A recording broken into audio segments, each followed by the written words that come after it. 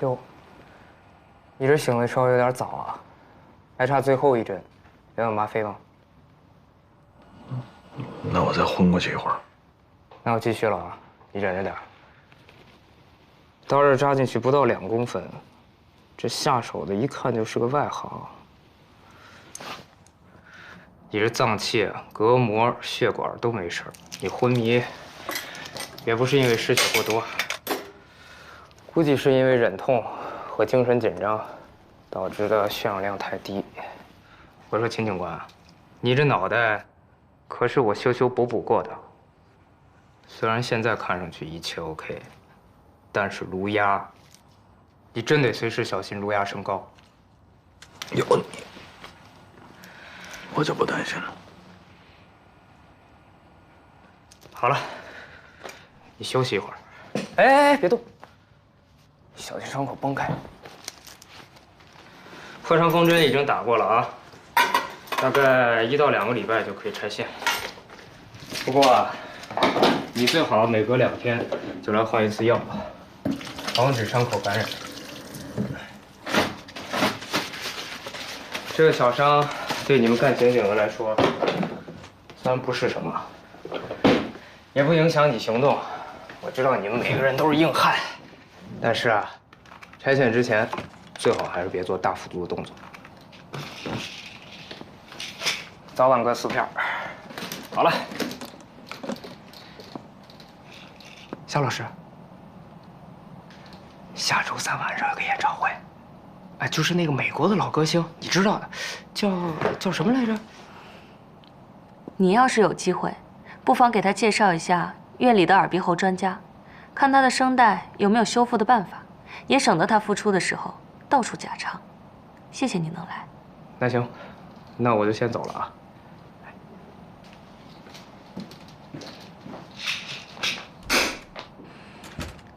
秦队，凡事都是一个循序渐进的过程，杀人也一样。虽然你个人的选择我无权干涉，但这么纵容下去，你很有可能以生命为代价，培养出一名优秀的杀人犯。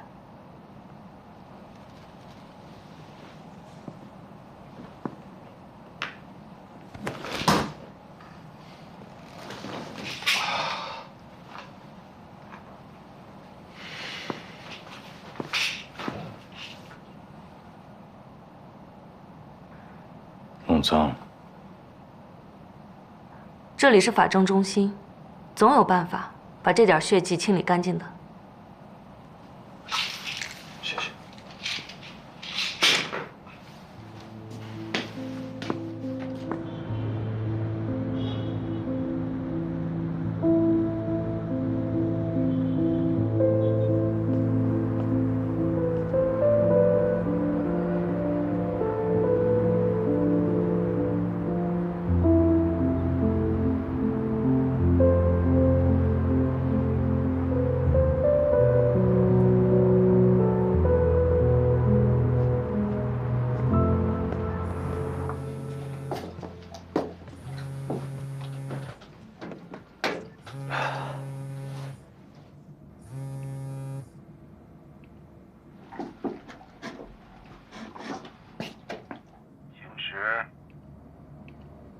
你说，我知道是你干的，你设计了他们所有人，不仅包括陈曦他们，你连自己人都不放过，真他妈够狠的。这事儿没完呢。姓秦的，出来混，就甭想善始善终。你是谁？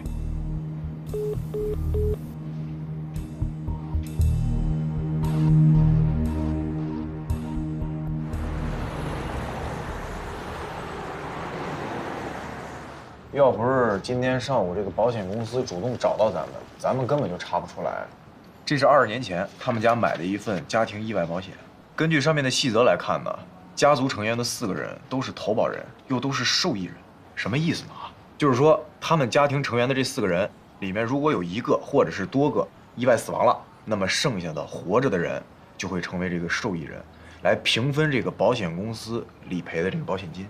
就是说，那要都死了，就是第一顺利人呗。对啊，父母、配偶、子女这样。那就剩郑鑫了。但你不是说郑鑫不可能有杀人嫌疑吗？你第一个就排除他。是啊，但是就目前的情况来看呢，郑鑫是唯一有可能在这起灭门惨案里头受益的人。他杀不了那4个大人。他可以雇人杀人。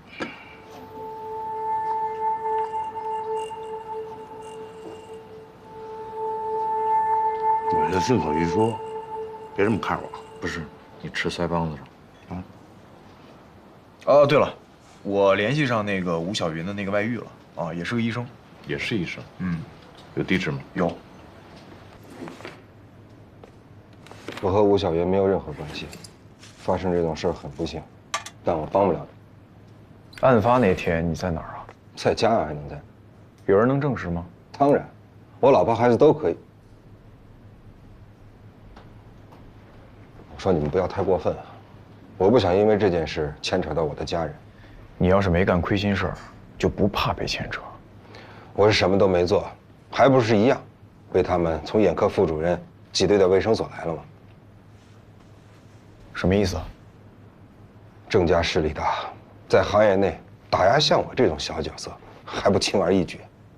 10多年前我就说得很清楚，我没有睡过吴小云，跟那个孩子也没有半点关系，有用吗？他们还是一样宁错杀不放过。你们家里人知道这些纠纷吗？奸出妇人口，我花了好多年才让我的家人安定下来。是，我是恨郑家那些人，但我没杀他，所以也请你们不要因为这件事再去找我的家人。他叫郑鑫。什么？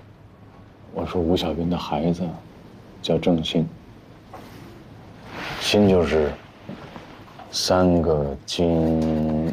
他跟我有什么关系？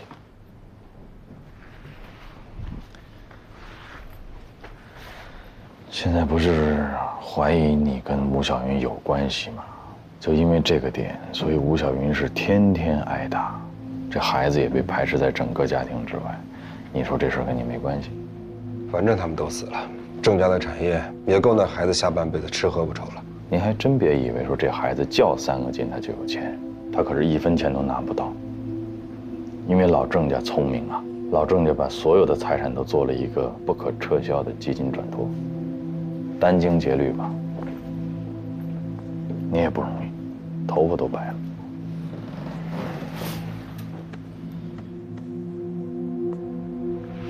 我提醒你啊，郑家有没有带郑鑫去做过亲子鉴定，我们不知道。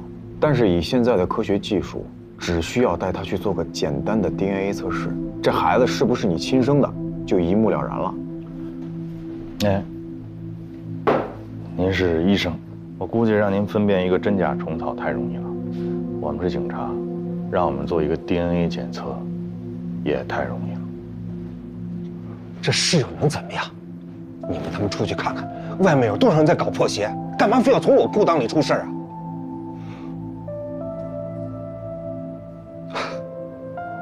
我读医学院花了5年，又做了3年的实习医生，好不容易一步一步混出头来，就因为我可能睡了个女人，啊，可能睡了个女人。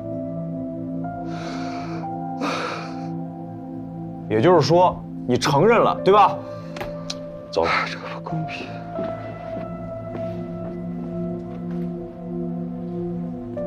知道不公平就好。不是，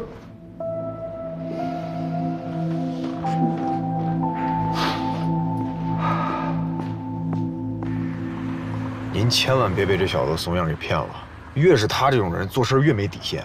你想想，他这一辈子都毁在这事儿上了，所以他这复仇动机完全是成立的。所以你觉得他就是先杀了郑天伦夫妇还有郑芳，然后再打算强奸吴小云？有可能啊，他想跟吴小云和好，然后人家不答应，言语上可能激怒他了，他就玩硬的呗。他情绪这么激烈，还能躲开所有监控，一进一出的，没留下任何足迹和指纹，你觉得这可能吗？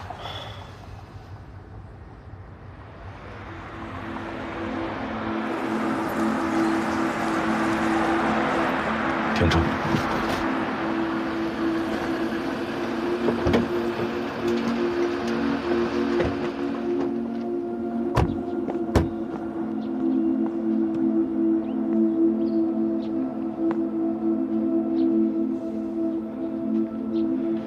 秦队，您可是涉案人，按照规定，咱们支队上下没有人能进入案发现场的。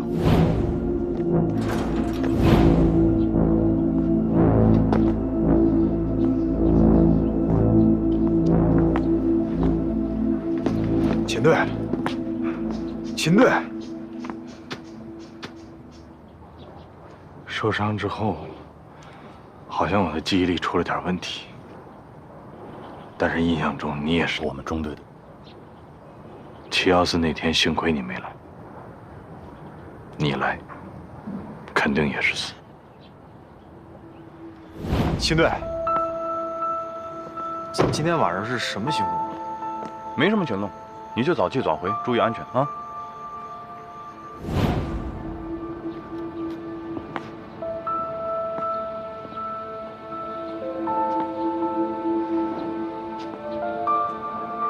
你先回去吧，一会儿我自己走。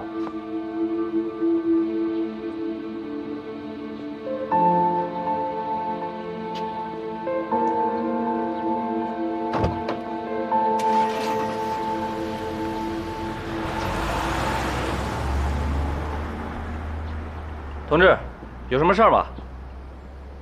啊，秦队，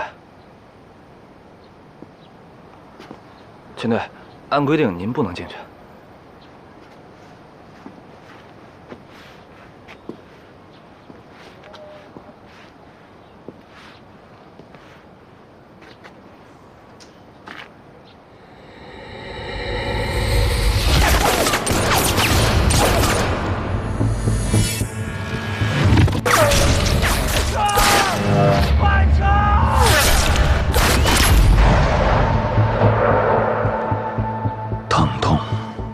是因为我的大脑深处驻扎着一个弹片。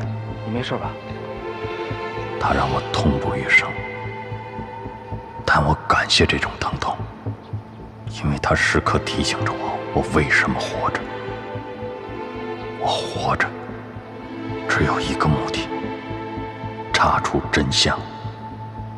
不光是为了将罪犯绳之以法，还是为了我那5个出生入死的弟兄。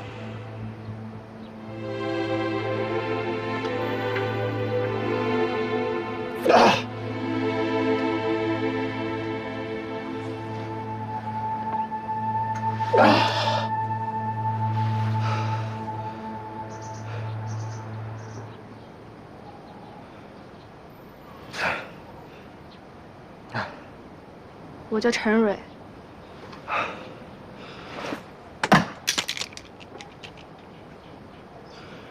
幸会。如果下次能得手，我希望你知道是谁杀了你。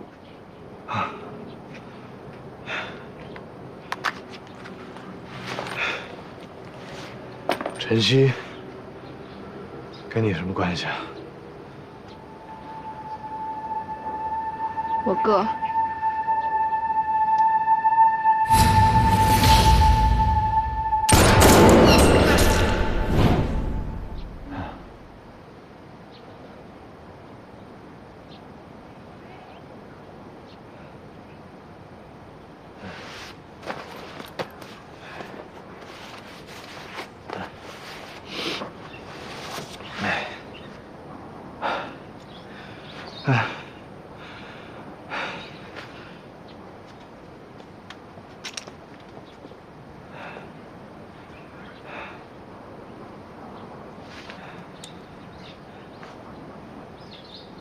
对不起。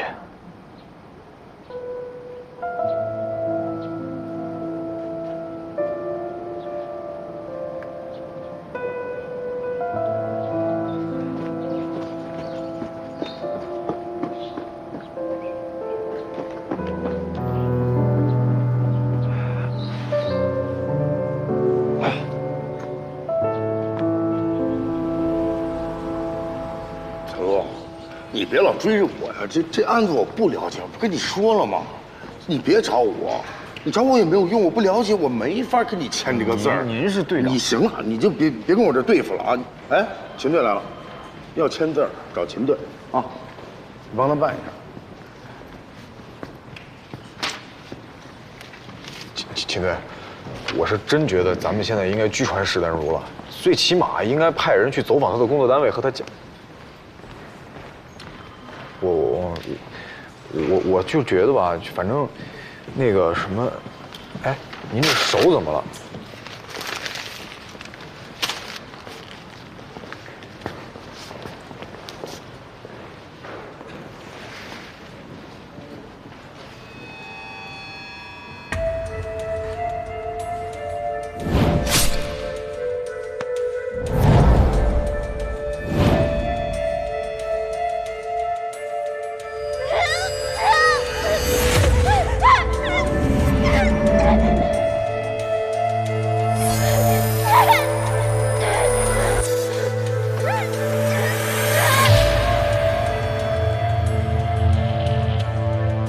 吴小云的尸体现在还在太平间吗？秦队，验尸的情况都在报告里写明了，我再跟您口头汇报一下。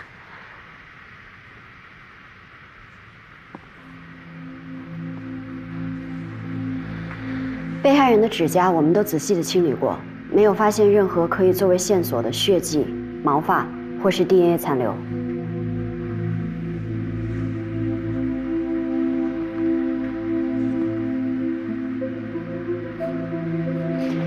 淤伤主要集中在两臂，尤其是两臂的外侧，符合防卫伤的特征。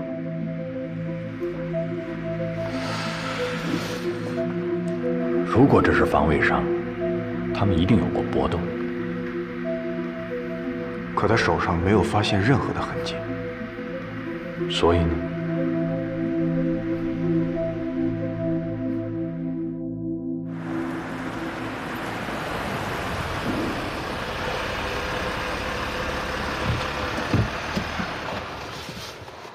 我觉得这个事儿咱们可以试试，要不然给胡队打个电话，问问他是什么想法。打吧，我打呀，他也不能听我的呀。我什么时候让你给胡队打电话了？既然我们给保险公司挽回了这么大的损失，让他们做一些人道性的安抚，无可厚非吧？行，不是强制性的，只是建议。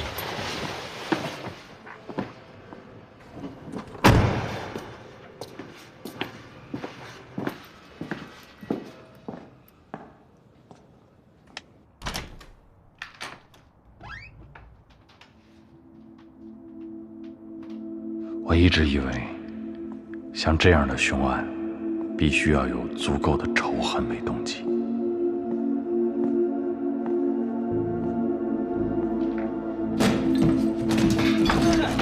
贱货！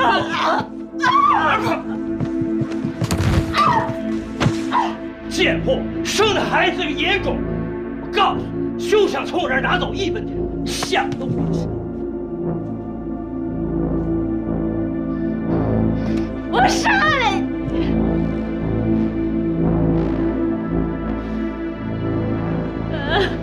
本事呢你？哎，有种往这儿上！杀不了我就弄死你，永远都是贱货！我今天弄死你！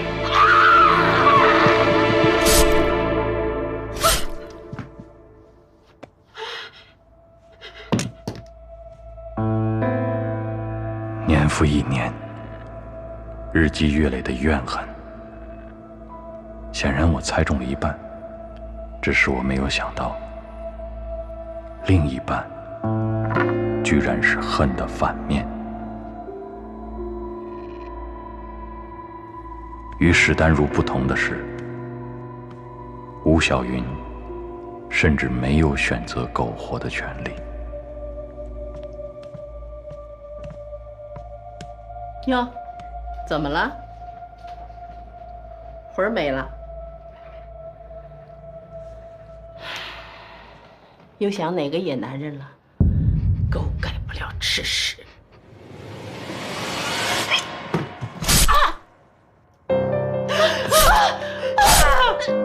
而且，一旦开始，就再也不可能回头。哎呀，又把什么打碎了？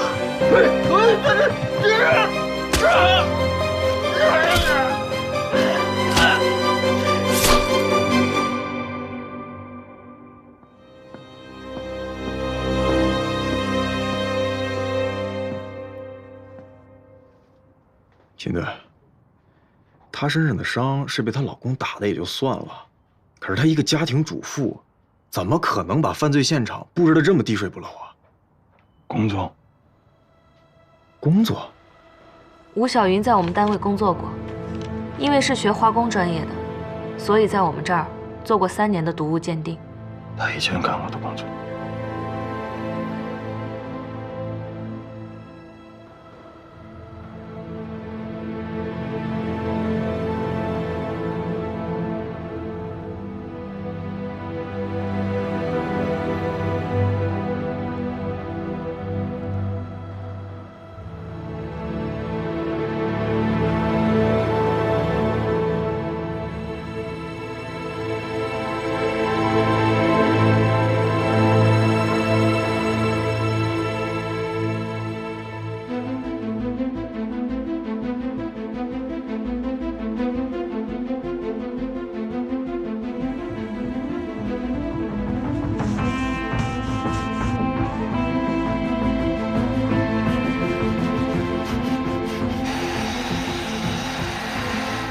不对，秦队，这地板的缝隙那么多，他怎么可能完全擦干净呢？他就只是把血迹简单的擦干净，然后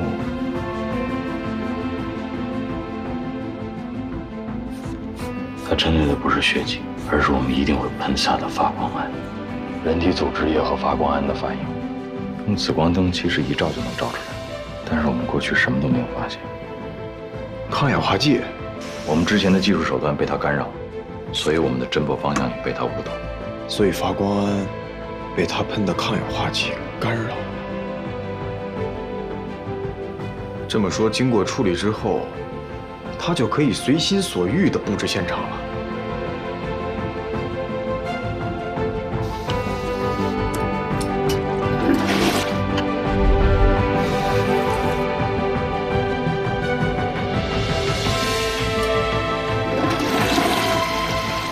也就是说，吴小云留下的这条血足印是他故意留下来的。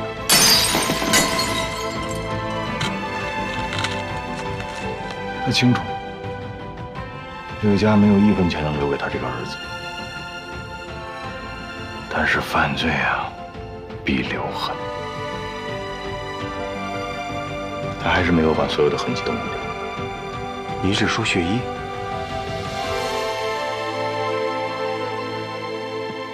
秦队，下水道里搜到了带有几个被害人血迹的衣服碎片，凶器也找到了。安排好这一切，他就……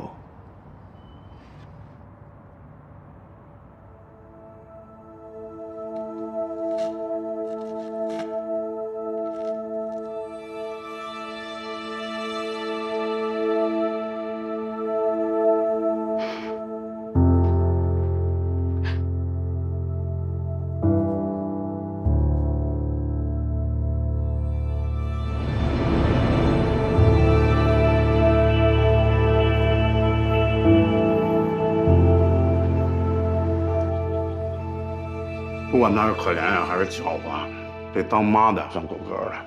要是全家被杀，又找不到凶手，郑家财产就算没戏了。但是呢，这保险理赔的钱，足够养活他儿子后半辈子。说起这事儿啊，保险公司这次做的还不错，好像是市局跟他们协调过，按照现在的法律规定和保险条款，吴小云虽然丧失了被保险人和受益人的双重身份，但另外3个人的保险理赔还是有的。哎，秦队，我就说你行，照这么下去，咱们支队天天开表彰会，不是梦。嘿嘿。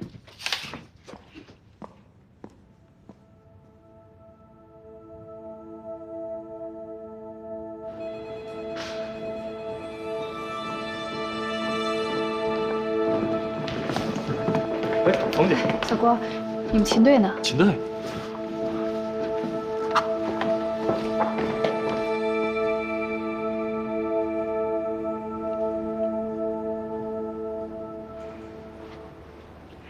恭喜你又破案了。我听说你回过714现场？我没进去。我也是刚被带进去看过，才知道邱老师在里面还原了现场。你不应该跟我说这个。我是想跟你说，如果有机会的话，你应该进去看看。的确有疑点。所以你们邱老师才会咬住不放吗？秦队。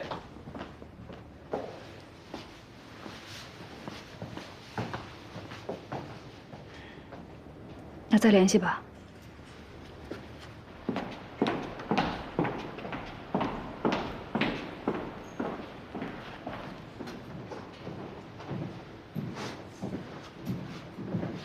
秦队，真不好意思，之前对您态度不好，也非常感谢你能查明真相。你们找我是要……警官，我能不能求你件事儿？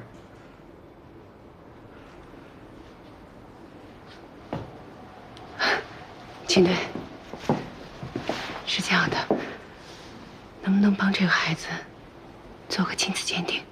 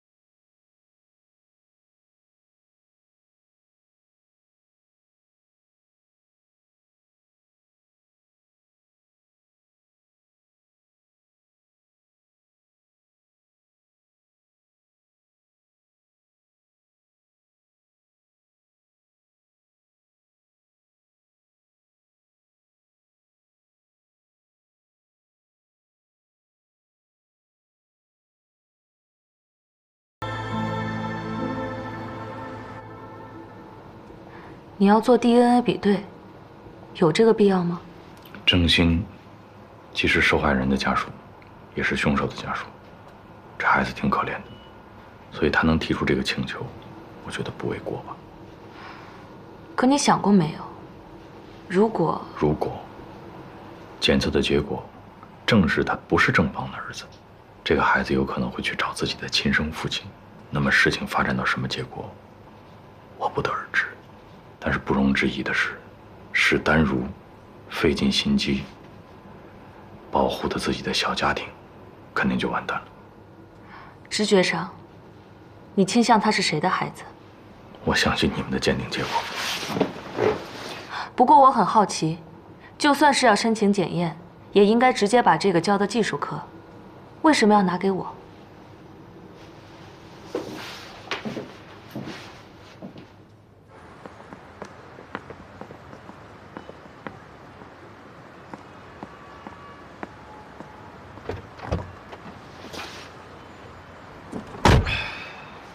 他必须死吗？你的意思是说，他其实可以伪装成郑家3个人被杀，然后他和他儿子幸存，是吗？对呀，都做到这么天衣无缝了，干嘛不试一试呢？能理解，我能理解。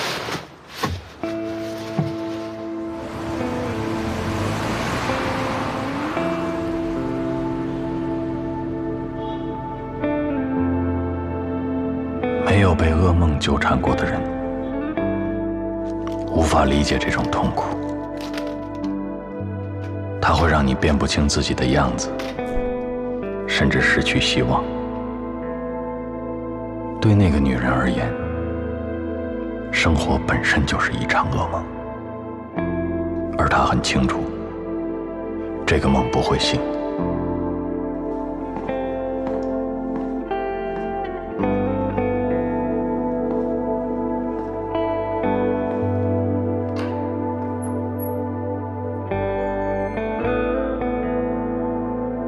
真正让人难以理解的是，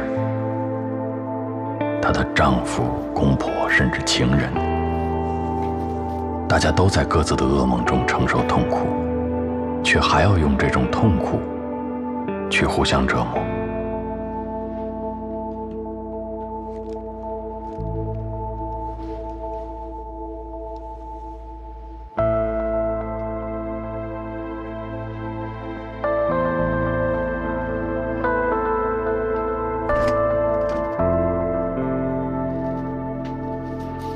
他犯下的罪行，也许恰恰解脱了所有人。最后，他选择了死亡，用离开现实世界的方式去摆脱噩梦。不像我，活在这个世界里，继续等待噩梦的降临。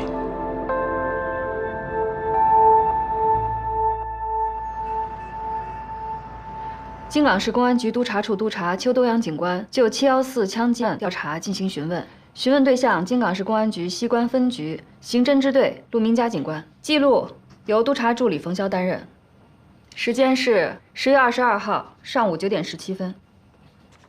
陆明佳警官，请你先说一下，在7月14号当时你的任职是什么？西关支队探搜警员。7月14号当天你是否在岗？在。那你谈一下你当天的工作状况。早上8点多的时候，我来到支队。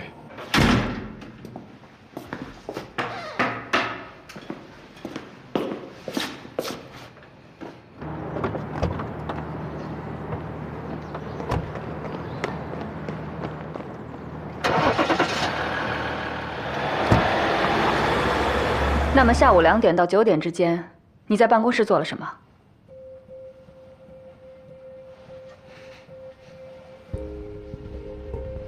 陆明佳警官，7月14号下午2点到9点，你在办公室的工作是什么？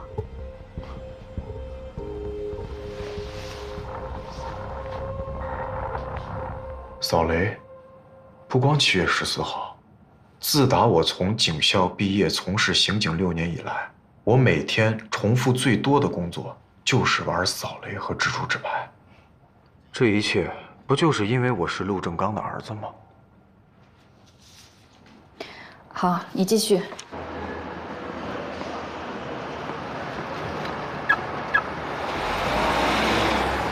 直到7点多，突然旅队给我打来电话，说让我9点出发去9号院，把一个东西取回来。9号院？那是我们支队备案的2个安全屋之一，在中市口南大街4排9号。怎么去的？我打车去的。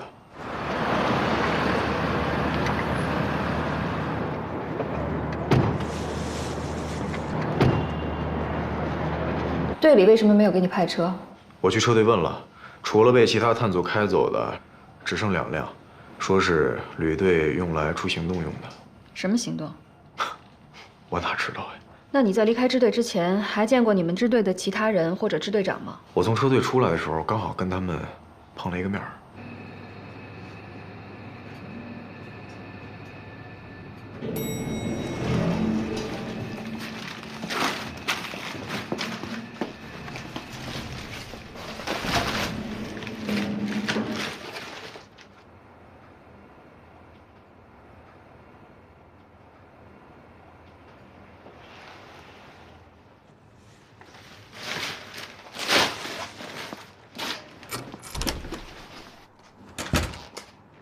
你和他们交谈过吗？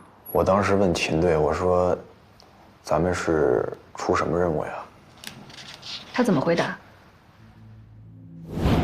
秦队，今天晚上是什么行动啊？没什么行动，你就早去早回，注意安全啊。就这些。再有就是旅队让我去枪库领了一把枪。为什么？可能是为了运送过程的安全吧。你是什么时候到达的9号院？9点20吧。什么时候从9号院离开的？大概3分钟之后。你往回搬的是什么东西？2个包。你检查过这2个包里面都装了什么吗？我大概看了一下，里面有1个笔记本电脑、6个步话机、几个辣椒喷雾，还有几根甩棍儿，剩下的就是基本案卷了。这些都是我们支队的屋顶漏水，暂时放在那儿保管的东西。你把他们运回支队的时间是10点左右。运送过程中发生过什么异常情况吗？没有，没有任何异常情况。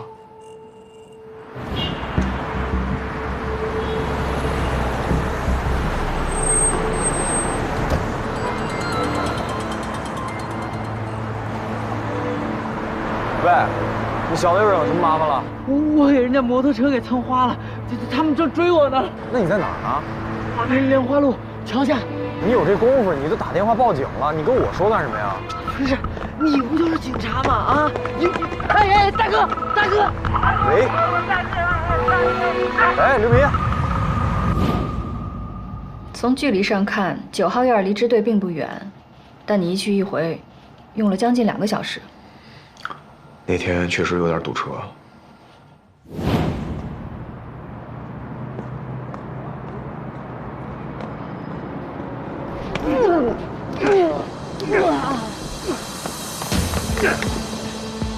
来是吧？啊！没钱，没钱！走！干嘛的？有你事吗？没事，滚蛋！陆哥，就是他们。这小子传的人啊，给他扭！别动！警察！对，你们别乱来哈！我陆哥可是警察。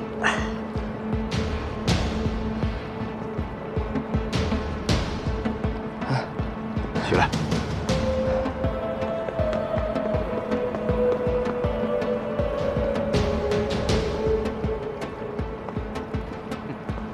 忙谁呢你？别找警察吓我！打死你！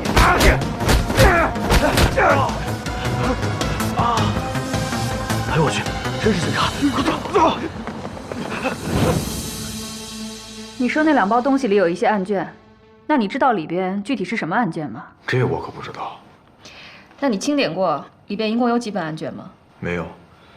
但是把案卷送过来的时候，内勤是清点过的。没有遗失。如果案卷丢了，这可是大事儿，那承办组的探员会跟我拼命的。你确定吗？我确定，自始至终这2个包就没有离开过我的视线。陆哥，那边有个垃圾箱，里边有2个黑色的手提袋，你拿过来。得嘞。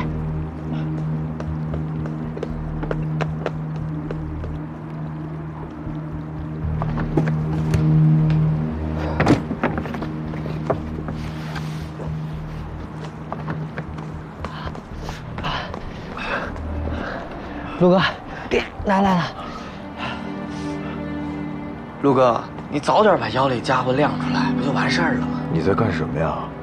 我这不遇到麻烦了吗？那我肯定得找警察呀。陆哥，你不就警察吗？我是警察，我是抓犯人的，我陪你这儿打流氓啊！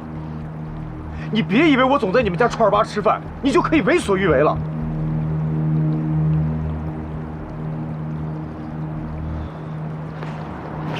陆哥，你别动！啊！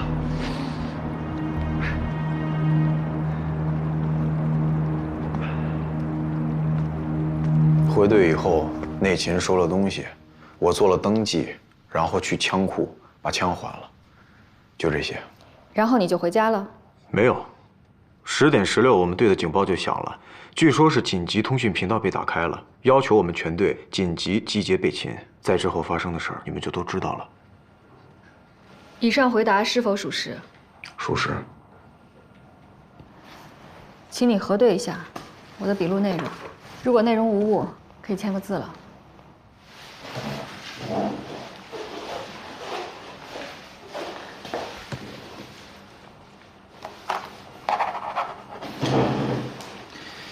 辛苦了，小陆。调查会一直跟进的，事实究竟如何，自然会有说法的。